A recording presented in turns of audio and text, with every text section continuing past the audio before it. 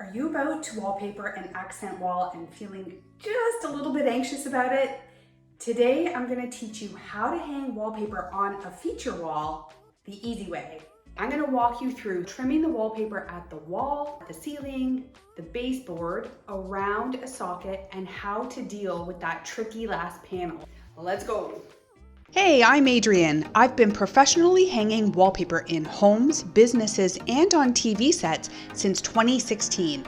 I'm here to obliterate confusion and anxiety from all things wallpaper. Let's get to it. You'll find a list of the tools I used in the description box below, but the first step is to sand down any little lumps and bumps and then wash the dust away with a wet rag. Make a pencil mark on the wall 1 inch less than the width of your wallpaper roll. Then draw a level line at that mark so your first panel doesn't go up crooked. Brush paste on at the edges of the ceiling, baseboard, and down the wall at the corner. Then roll paste onto the wall, but only enough for one panel. Add your first panel to the wall up against the level line. Now I prefer to use my hands on the seams to smooth the wallpaper out. Now I'm going to smooth any bubbles out with my plastic smoother. I go from the center to the outside edge, and then I go from the center and just gently tuck the wallpaper in on the edge of the wall. So you see there's a little flap. We're going to trim that off. This is to allow for unlevel walls. That's why we drew our level line 1 inch shorter than the actual roll of wallpaper. So now we have to trim this excess off, and I'm going to do that with my putty knife and my X-Acto knife with a fresh blade. I just snap that off. So I'll get right up here in the corner and get up there nice and tight in the corner with your blade and your putty knife, and just make your way down the wall.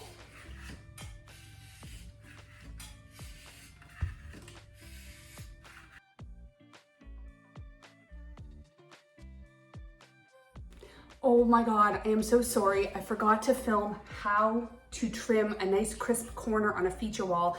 I do have another video though. I'm gonna add it to my trimming wallpaper playlist. I will add that link to the description below. I'm so sorry. Okay, let's add a little bit more paste, but just enough for the second panel only.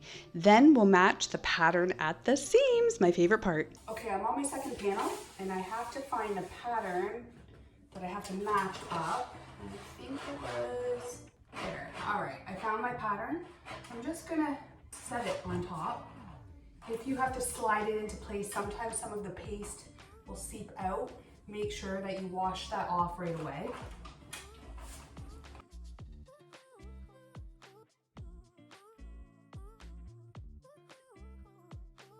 Okay, so I'm just gonna roll it out and see, because you're using paste, it slides around on the wall easily, so you can slide the wallpaper into place as you go.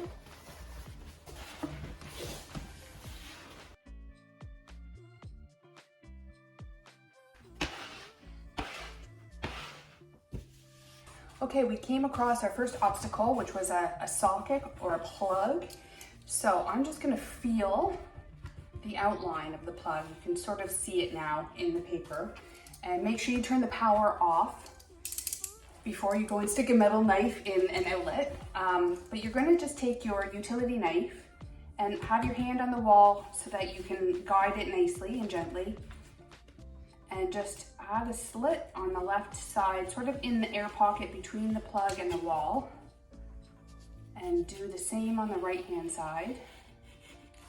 And I like to take my scissors and cut across, sort of like an H, and now you've got two flaps, so you can see what you're doing. And I sort of do like a little half circle around and around. And you want to do this before you trim anything at the bottom. So what I do is I put my putty knife up above the metal part where the screw goes in. I just do a little snip like that.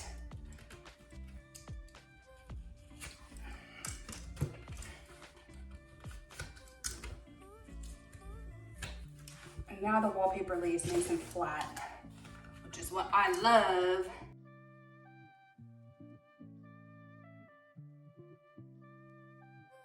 And just smooth out your wallpaper from there.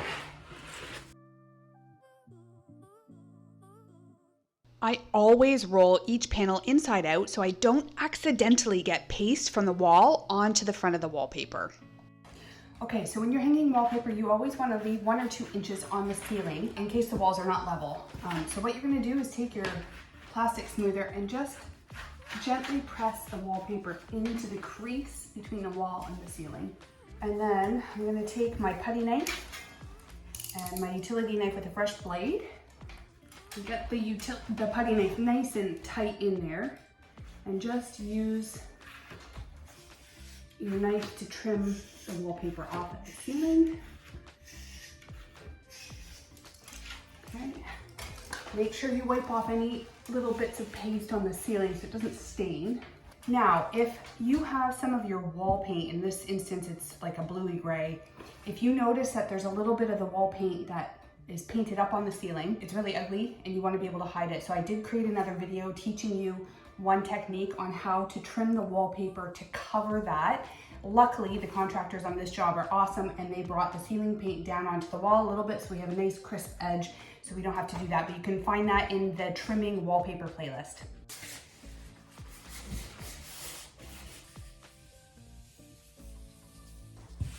Okay, I'm down at the bottom and I'm not going to do a video on hanging around a telephone jack because they are not that common. There is a video on this in my trimming wallpaper playlist, so you can check that out there.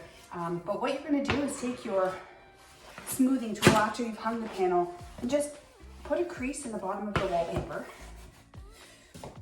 And then with your putty knife and a fresh blade again, you're going to push hard so that the putty knife doesn't slip down off of the baseboard.